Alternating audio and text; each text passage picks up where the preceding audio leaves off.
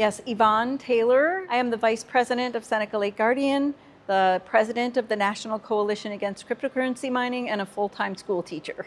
You know, when we first heard about Sun Day that was being organized by Bill McKibben across the country, we realized that we needed to have one here in the Finger Lakes. We called it Sun Day with a Finger Lakes twist because we are facing environmental circumstances here in the Finger Lakes where predatory corporations are coming into our area to exploit our clean air and our clean water, and they're harming not only our health but also our driving economic engine in the region, which is agriculture and tourism, all of which rely heavily on clean air and clean water for survival. Two of the biggest issues in our area right now are cryptocurrency mining, and we also unfortunately happen to be host to the state's largest landfill. In terms of cryptocurrency mining, we already have one once shuttered coal-fired power plant that has been resurrected to burn fracked gas and is now behind the meter operating simply to fuel thousands and thousands of Bitcoin mining machines to make a very few people that are already rich even richer at our expense. They're harming our clean water. They have a permit to withdraw 139 million gallons of Seneca Lake water every single day and then dump it back hot into Seneca Lake at temperatures up to 108 degrees Fahrenheit, which is harmful to aquatic life. It's also a contributor to harmful algal blooms, which is a toxin to both humans and animals.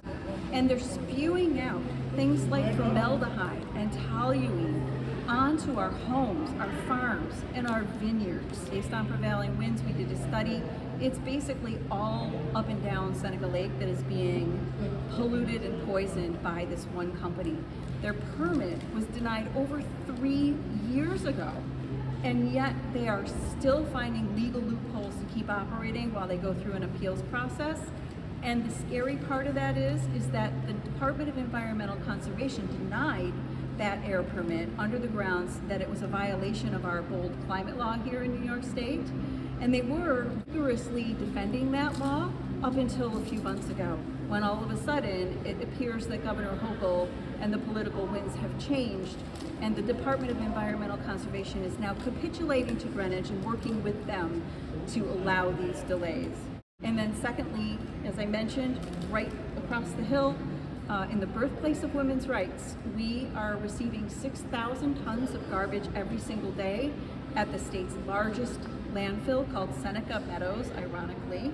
And instead of closing when they're full at the end of this year, they have applied to keep building and keep taking that 6,000 tons of garbage every day. And this time, instead of putting it on the mountain that already exists, they want to put that 6,000 tons of garbage atop a former Superfund site that is unlined for another 15 years.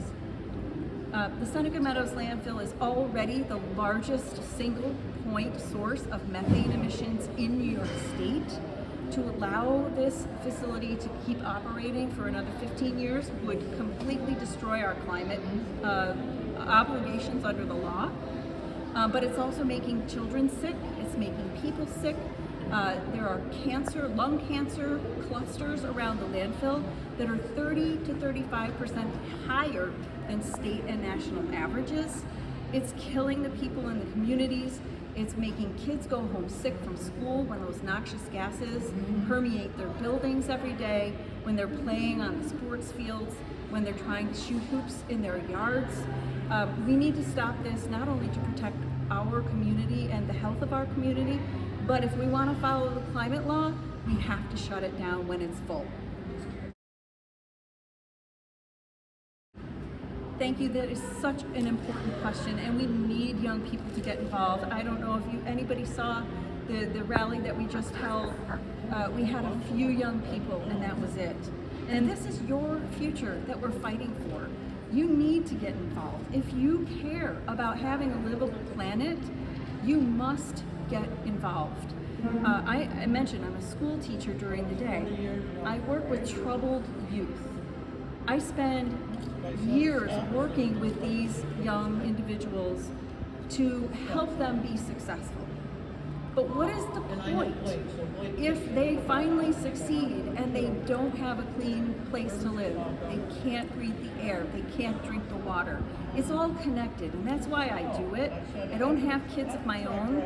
Those are my kids. And I fight for them every single day because they deserve a better future. And so do all of the young people that are listening to this today. You need to get involved, and we make it easy for you to do so. If you sign up for our email lists, when there's a comment opportunity, when there's an opportunity to participate in rallies like we had today, you will hear about it. We will make it easy for you to submit comments. We'll give you sample comments on which you can personalize and submit. So it's not hard, it's not time consuming, you just need to stand with us and fight. The one thing that we have learned is that the Finger Lakes is a large area. And in the beginning, we realized that each lake was kind of out for themselves.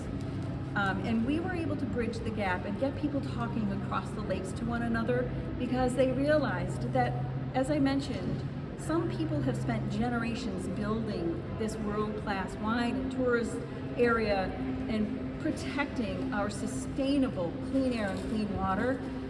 And we realized that if one thing happens that's bad in the Finger Lakes, it affects all of the Finger Lakes. And we need to work together to fight and protect what so many of us are, hold dear. I myself am living on land that's been in my family for generations. I owe it to the people in my past, my heritage, my ancestors, and the future people to come to make sure that we protect this region and do all we can to make sure we have clean air.